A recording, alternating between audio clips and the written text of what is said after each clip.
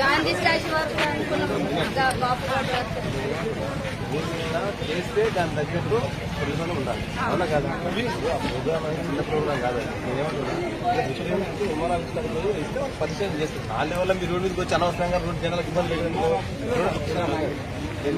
మళ్ళీ ఉంటా కేసేది. నేను ఏమంటున్నా మీ తరఫుకెళ్ళి ఎవరైనా ఒకటి రండి. ఇంతమంది వచ్చి మా సామాజిక అంతమంది ఇల్లు కదా సార్